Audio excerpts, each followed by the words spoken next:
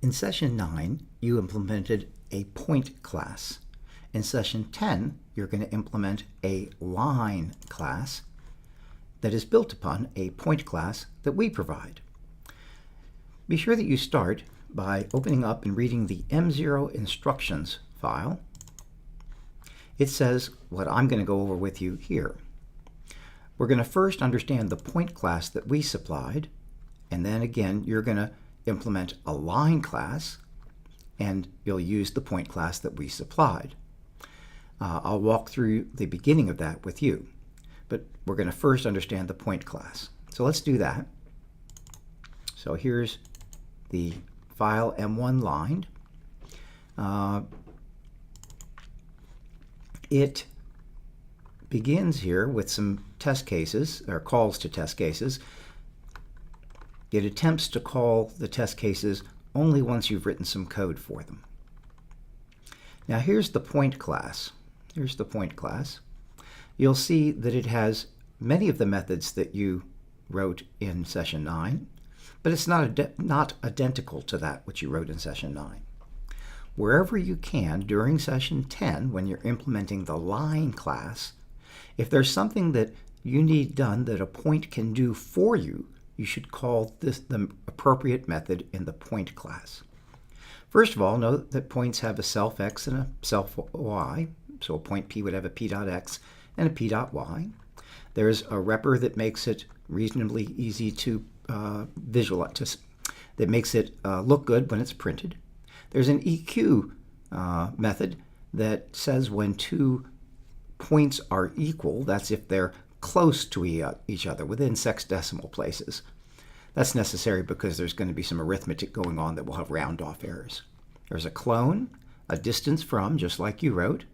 A halfway to returns a point halfway between this point and the given point. So if in the line class you need to have such a point halfway between 2 points, and you will, you're going to use this method.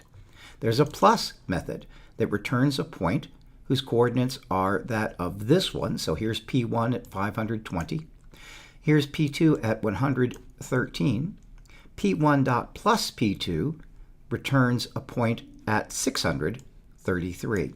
So if you need to add 2 points, and you will during the line exercise, please use this point method. Similarly, a minus method. So that's the point class. Again, be sure that you use the point methods whenever you can as you're doing line methods. Coming back to the instructions here, so again, you're going to implement a line class. So there are a bunch of tests. We have some fancy tests going on here. I want to introduce you to them and also show you how you'll get started on this, this exercise. So here's the process you're going to do for each method. You're going to read the spec of the method, including its example. You need especially to understand the example.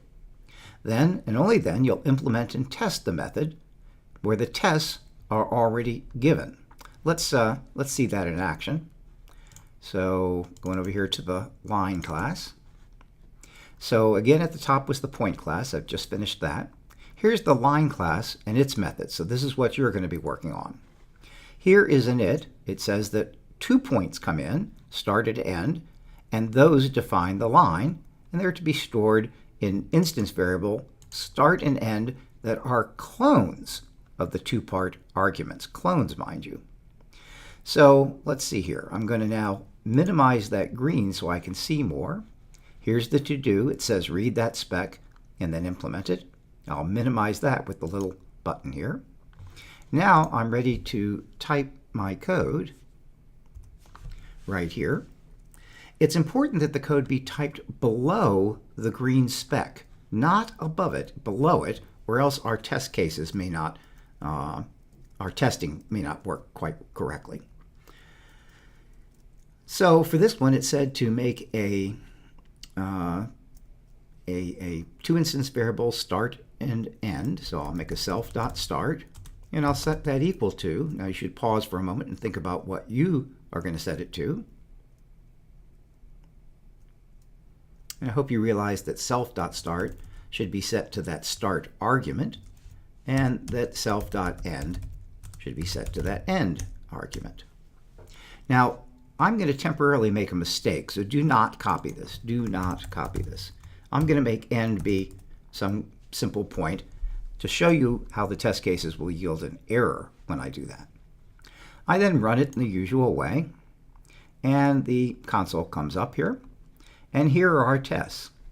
Now, the first part of the tests have some stuff that come from our special M1T test line file. You should not look at the M1T test line file. You're welcome to, but you'll find it hard to read because it writes the tests in clever ways that let us do lots and lots of testing. But you'll see that it tested start, it expected a certain point and got it, and it tested end. And because we made a mistake, it failed that test. Additionally, it says that it failed to clone the start method. Failed to clone the start method, the start argument, because we were supposed to make a clone of it. So here's, it's saying that. Here's a second test where it also fails similarly. Notice that the only tests happening so far are init, because that's all we've written code for. And that's purposeful. Again, if you put the code not below the green, it may not run our tests successfully. It has to be below the green. So I'm going to go back to our code and open up the line and correct that error. So self.end equal end. And I still have an error, so we'll see it go. It says error failed to clone the start argument. Let's see. It looks like the green spec, which I will now expand here, says mutates this line by setting two instance variables to clones of the two-point arguments. Clones. So that's what I left out. I didn't clone start. Now I could make a new point. Now this is wrong, so don't type this. A new point at self.start and self.end, and it would pass the tests, because that is a clone of the start and end. Excuse me, that's not right. A point at the self.starts x and the self.starts y. And that is indeed a clone, so it would pass the tests. But remember, you're to use the point class methods wherever you can. And the point has a clone method. Point class has a clone method that returns a point. So you should use it to clone the start and end. I'll then run the code again, and this time it passed. Notice that it printed red error messages, so if you don't see red, you can be confident you're passing the test. Let's see. Let's look at those tests in more detail. So here was the spec for init, followed by that to do for init, followed by the code we just wrote. Now, repr has already been done for you for the line class. EQ, which says whether two lines are equal, has already been done for you in the line class. So you're going to next turn to clone. And when you work on clone, you'll see that it has an example here in the green. It says that if this P1 is this point, P2 is that point, and you clone the line, it should print, and it says some various things. That very same code in the example is down here in the test cases. Now the test cases are way down there, and that's because we figured that we would separate the test from the code, have to separate it. Here's the test of init, and here's the test of clone. And this code right in here and below it is exactly the same as the example. So if you fail any of these tests, they're the readable tests that you can use to try to diagnose what's going on. But it also runs our tests prior to that. So if you see red, see if one of these additional tests that also run is failing. And if so, they're the readable tests that you can use to try to figure out what went wrong. Let's see. So again, if you have questions about this, it's all written down in this M0 instructions file here. So I've explained how the point class, explained the point class that we supplied. I've pointed out that you're going to implement a line class built on that uses the point class methods and the point class to store points. That we supplied tests, and additionally, in a file, separate file, and additionally, for each method that you implement, we gave examples of its usage, and then the very same example as the testing code. So there you go. We just implemented an init, so you will begin that same way. And then you'll do all the other ones just like we did it. Here is more description about our tests if you feel the need to look at them. But you can just use this as an example. We supplied lots of tests, and that's to try to catch your errors. It'll be hard to read those test cases, but again, the approach is you're going to write your code, run your, so up here, so at to do 3, you would write your code, you'd run your test.